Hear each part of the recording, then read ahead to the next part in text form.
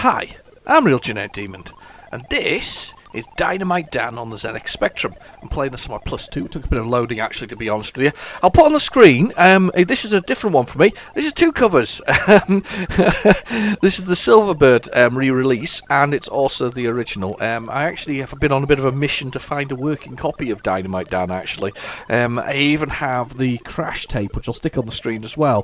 There's the crash tape from September 90, which also had Dynamite Dan on it. Thankfully, the Silverbird edition actually loads. The other one does not. I haven't tried the crash one yet, but that was a reserve. So yeah, re-release. Basically, it's a platformer, really good platformer actually, very tough platformer. I've played it on the Amstrad CBC. You can find that on my actual channel if you want to have a little look. Basically, the idea is that Dan here is on a mission to land his Zeppelin first off on Dr. Blitzen. I think it's Dr. Blitzen anyway. It's in the instructions so that we can look at it. Yeah, Dr. Blitzen. And basically, Dr. Blitzen is attempting to build a mega ray. So, Dan has to find 8 sticks of dynamite to blow open the safe in his building and take the plans. So, it's a pretty simple story. You know, he's got the plans, and you've got to do that. Climbing stairs. It's actually quite nice because it gives you all the instructions and all the controls. Really quite a nice game. Brightly coloured as well. One of my favourite things about it is when somebody actually uses the full Spectrum palette and just goes to town with it. And this is one of those games where they've just gone to town with the whole thing. So you've got food that kind of keeps you alive, but that's kind of like an energy bar or a timer. You've got the dynamite, you've got test tubes, you've got oxygen, and a few other things that do other things. And then the top secret plans themselves. I have never got very far on it. I didn't get very far on the Spectrum on the Amstrad version, but and I don't expect to get much further on the Spectrum version if I'm absolutely honest. But I do like the way it plays, so it's quite good. So this is our level. Big difference between the two, realistically. See, I've already lost 2 lives. Can you believe that? I've lost 2 lives already. The big difference between the Amstrad version and the Spectrum version is the Amstrad version. The Spectrum only really had one graphic. It only had one graphic mode, and that was the text graphic mode, the high-res mode. As the Amstrad version, they did it in different resolution, and thus you got different sort of textures on all of the creatures and other things that are going around. I'm already down to 4 lives, by the way. So wait for the lift now. We've got some food there, and there's a stick of dynamite and the lavatory. So. Oh, this is going to be bad. Go on, Dan. Get up there. Can I get to it? No, I would have to go a different direction. Gotta be careful here. There's teleporters as well up the top of the current screen. But I love the way it looks. It's just a shame that it's one of the hardest games I've ever played. It really looks good. The character's well designed. The whole level and the whole look of it is well designed. It's beautiful, and it's nice to see, you know, Spectrum colours going up and down the screen. It's not rare, but some games later in the Spectrum's life, I think a lot of people went with monochrome approach to it and just dropped the colours because they would clash so badly. But who cares? It looks good, and this is a good-looking game. So my energy's going down there. It's effectively my food. I need those dynamite sticks. So very unforgiving as a game. Not a lot of.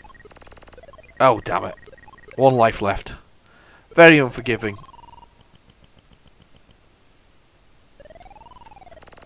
Oh god. Oh no, dead. And he zaps me. I love the way he kills you at the end, though. It's really good. Let's have another go. It's really tough, though, unfortunately. No, I say, very unforgiving. Doesn't care whether you live or die. I've got some food. The Amstrad version was just the same. It was just as unforgiving. Obviously, it's his observatory. Oh, look. We'll get across here. You can hear. You can tell. You can hear. You can tell when I'm concentrating because it just goes all quiet all of a sudden as I attempt to do so. Oh, look at that! Just managed to kill them all. Ah, killed every part of me. Oh God. Oh no! I'm not in a death. Oh, that's so bad. Bouncy floor. I thought for a minute that was on the death throes. That's a phone. Not sure what the test tubes does for me, but we'll see if we can get that. Only got 1 life left. See if I can get a test tube before the 1 life's over. Oh, it's an extra life. Test tubes are extra lives. Very useful. Oh, there he is, Dr. Blitzen, with his little yellow hair and his shaven head. I think that must be his assistant Donna down there, or it was our assistant. I can't remember. Anyway, let's have another go. Anyway, I was enjoying that. Terribly hard. So pleased to got it to load, though. I really am so sad. I've been waiting ages to try and get this working. I've got Dynamite Dan 2 as well for the Spectrum to play at some point. No! I've got one. Oh gosh. Everything's killing me.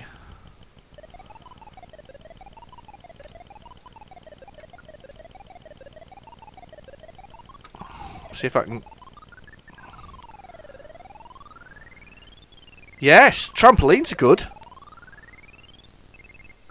There we go, got my extra life. Yes. Oh, I like that. Oh, I don't like that. I don't know why I've just done that. I think it's just to see more rooms, you know, before I die. How many rooms to visit this time? 6! Hey! One more go. One more go. We'll have one more try. Good luck. Definitely need it. It's tough. It's a tough little game. It was tough on the Amstrad as well.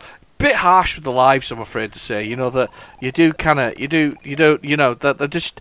I mean, one room and I've already gobbled up 2 lives, 3 lives, 4 lives, fell off 5 lives. Within a space of seconds, 3 rooms and I've gobbled up 5 lives. It's just not even. It's just a ridiculous number of lives that you actually can lose just playing the game. No dynamite this time round in that level, so that's randomised as well. So they moved the dynamite around, which is even harsher. So even if you knew what the building looked like, finding the dynamite's quite hard. This game that really needs infinite lives to finish, I think. Yeah, definitely infinite lives, especially the way it moves, because he doesn't stop moving when he's moving. I know that sounds ridiculous, but do you know what I mean? He just keeps going. There we go, zapped again. 7 screens. We made a bit more progress there. Anyway, no, that's Dynamite Dan on the Spectrum. Really tough. Could do with the. Is there a tweak that needs to be done? I think there should be an energy bar of some sort instead. And I know that they did that in Dynamite Dan 2. However, Dynamite Dan 2, I'm not as impressed by that as I thought I would be, actually. But that's for another video and that's for another time. Dynamite Dan itself, though, it's a game worth having. It's worth owning a copy of it. It really is quite good. In fact, it's not good. It's very good. It's well worth having, well worth enjoying. Anyway, I've been your host, Real Genetic Demon. Thank you for watching. Please feel free to like and subscribe, and I'll catch you in the next video. Bye bye now.